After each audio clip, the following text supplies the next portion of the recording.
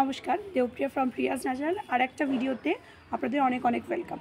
তো বুঝতেই পারছেন, লঞ্চ হয়ে গেছে আমাদের প্রিয়াস ন্যাচারালসের ভাইটা ই অ্যালোভেরা ক্রিম, যেটা আপনাদের স্কিনকে একদম ন্যাচারালি গ্লো করবে, স্কিনকে একটা ব্রাইটনেসটা ফিরে পাবেন আপনারা, এবং অবশ্যই স্কিনে 24 আওয়ার্স হাইড্রেশন বজায় থাকবে এই ক্রিমটাতে।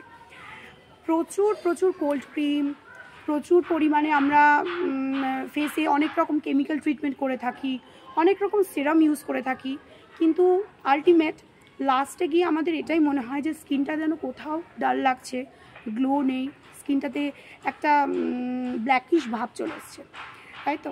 সেটাকে দূর করতে প্রিয়াস ন্যাচারালসের vita E aloe vera moisturizer, vitamin E moist cream, ঠিক আছে। আমি একটু প্যাকেজিংটা দেখাচ্ছি ক্রিমের, দেখে নাও। একটা ছোট্ট আপনারা অনেকেই বলেছিলেন যে এমন কিছু ক্রিম আনবে যেটার কোয়ান্টিটিটা কম থাকবে, তো এটাই আমাদের সবচেয়ে কম কোয়ান্টিটির একটা ক্রিম লঞ্চ হয়েছে। এটার নেট ওয়েট হচ্ছে 50 গ্রামস, 50 গ্রামের দাম থাকছে 250 রুপিস। আমি জাস্ট অ্যাপ্লাই করেছি আমাদের প্রিয়াস ন্যাচারালসের স্যান্ডলউড ফেস ওয়াশ, তারপর ভাইটা ই ময়েস্ট ক্রিম, ঠিক আছে। ভাইটা ই ময়েস্ট ক্রিম নামেই আপনারা ওয়েবসাইটে পেয়ে যাবেন, সারা বছর ইউজ করতে পারবেন। পার্টিকুলার যে কোল্ড ক্রিমই নয়, সারা বছর একটা হয় না যে নারিশমেন্ট একটা ক্রিম, যে বাইরে গেলেন, স্নানের পর লাগালেন, খুব ভালো রেজাল্ট পাবেন আশা করছি। Hope for the best. একটু আমার স্কিনের দিকে ফোকাস করো, ঠিক আছে। এটাতে আপনারা একটা ন্যাচারাল গ্লো পাবেন, এটুকু বলতে পারি।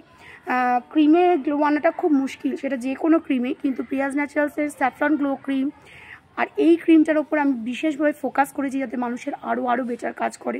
এটাতে ভিটামিন ই এবং অ্যালোভেরার এক্সট্রা আছে, যাদের অ্যালোভেরা স্যুট করে না তাদের পর্যন্ত এই ক্রিমটা যাবে। এটা এমনভাবেই ফর্মুলেট করে আমাদেরকে আমরা চিন্তাধারা নিয়েই এবার মানুষের হাতে তুলে দিচ্ছি যাতে সব রকম স্কিন টাইপের জন্য এটা ভীষণভাবে যায়। ড্রাই স্কিনে তো কোনো কথা হবে না, চোখ বন্ধ করে যাবে। অয়েলি সেন্সিটিভ কম্বিনেশন অ্যাক্টিভ স্কিনেও খুব ভালোভাবে যাবে। কিন্তু অবশ্যই এটার পাশাপাশি আপনাদেরকে আমাদের যেটা হট সেলিং প্রোডাক্ট সেটা হচ্ছে উপটান আপনাদেরকে পার ডে অন্তত 2 বার করে অ্যাপ্লাই করতেই হবে।